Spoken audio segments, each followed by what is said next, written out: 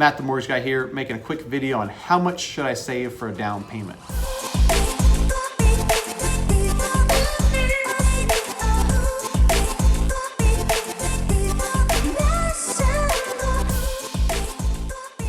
As always, I'm scrolling the internet trying to find advice I don't agree with, and then making a video putting out what I consider to be good advice to kind of offset some of the stuff I'm reading on the interwebs. And I won't mention any names, but Dave Ramsey has some mortgage advice out there that I might not necessarily agree with. One of those pieces of advice is I recommend putting at least 10% down on a home, but 20% is even better because you won't pay private mortgage insurance. And I hear this quite a bit. People say, I don't want to pay mortgage insurance. And mortgage insurance is some big, scary, bad beast. Well, a couple things I'll say about that is one, mortgage insurance has gotten so much cheaper in the last few years. A bunch of the big wholesale lenders I work with have negotiated insanely cheap mortgage insurance prices because they're so big. You're in an area like California where an entry-level home might cost you $350,000. To save up 20% down plus closing costs, we're talking, $77,000. Some people are going to be delayed 10, 12, 15 years before they can save that much, or they're never going to buy at all.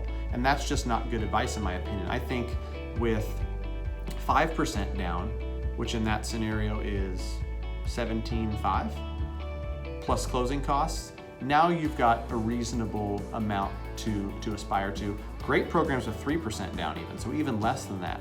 And if you've got an $80 or $90 mortgage insurance payment, but you're in the house 4, 5, 10 years sooner, that is a lot more beneficial than waiting. I mean, imagine somebody who was thinking about buying in 2015. They said, no, I'm gonna wait until I've got 20% down. That same house that cost $275 now costs $425. So they waited.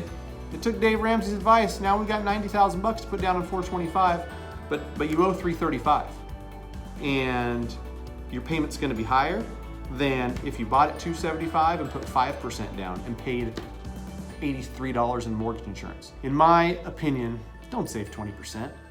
Even folks that have 20% in many cases aren't putting down 20%.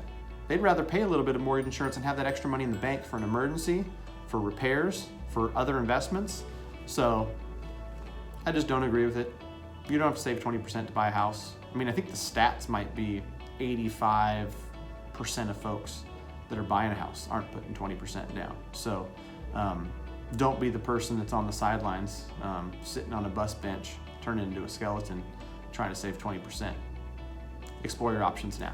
Give me a call if you have any questions. Matt the Mortgage Guy.